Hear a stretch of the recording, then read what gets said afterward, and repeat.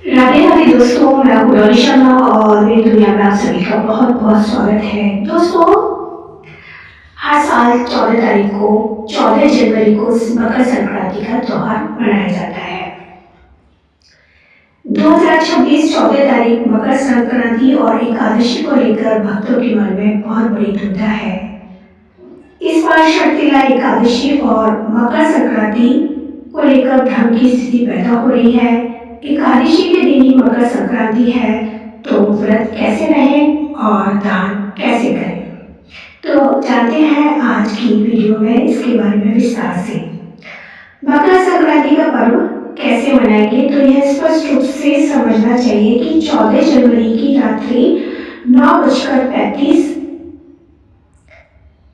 पर सूर्यदेव मकर राशि में प्रवेश करेंगे। इसलिए कहा जा रहा है कि 14 तारीख को मकर संक्रांति है, परंतु ये पर्व अर्थात खिचड़ी का पर्व, स्नान दान इत्यादि हम 15 तारीख को सूर्योदय के बाद ही करेंगे।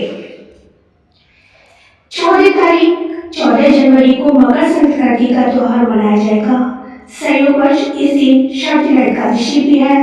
मकर संक्रांति पर शक्तिला एकादशी का संयोग करीब 23 वर्ष बाद बन रहा है।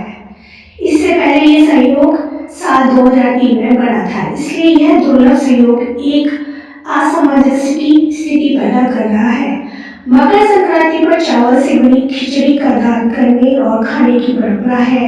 यही कारण है कि कई जगहों पर मकर संक्रांति को खिचड़ी भी कहा जाता है, जबकि एकादशी के दिन चावल खाना वर्जित है।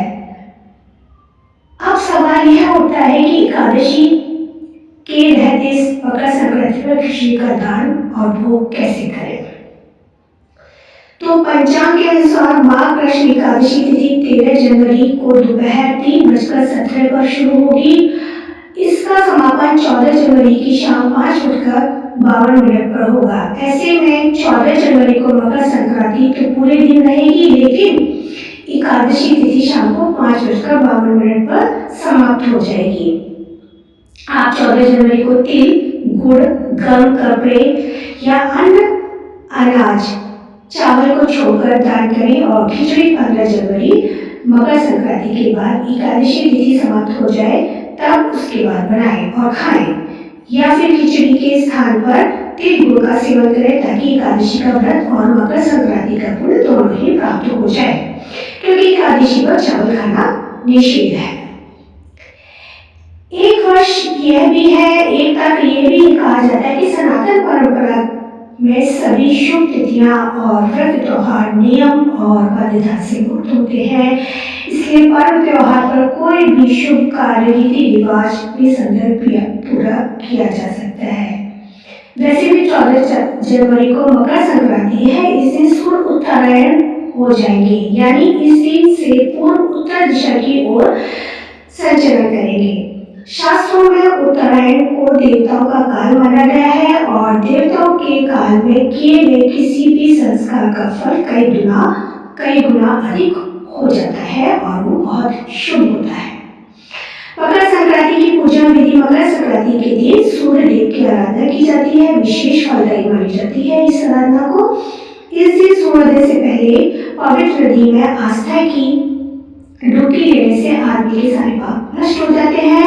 जिनके लिए नदियों के घाट जाना संभव नहीं है, वे लोग घर में ही स्नान करें, जल में गंगा जल मिलाकर और काले तिल मिलाकर। शक्तिला एकादशी में उस दिन तो तिल डालकर स्नान करना बहुत ही उत्तम है। एक लोटे में जल, लाल फूल, अक्षत, चंदन, तिल डालकर सूर्य को अर्घ दें। अर्घ देते समय ओम सूर्याय नमः या ओम घड़ी सूर्याय नमः का जाप करें। आखिर में अपनी क्षमता के अनुसार दान करें, जैसे कि गर्म कपड़े, कंबल, तिल, गुड़, गज्जक, लड्डू, पैसा आपके सामर्थ्य के अनुसार 14 दिए जरूर जलाएं उस दिन संक्रांति वाले दिन।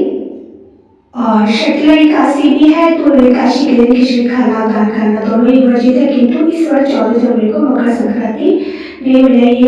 इस वर्ष सूर्य देवता 14 जनवरी को दोपहर 3:13 पर मकर राशि में प्रवेश करेंगे और शास्त्रों के अनुसार अगर दोपहर 12 बजे के बाद संक्रांति तिथि लगे तो इसका पुण्य अगले दिन ही मिलता है।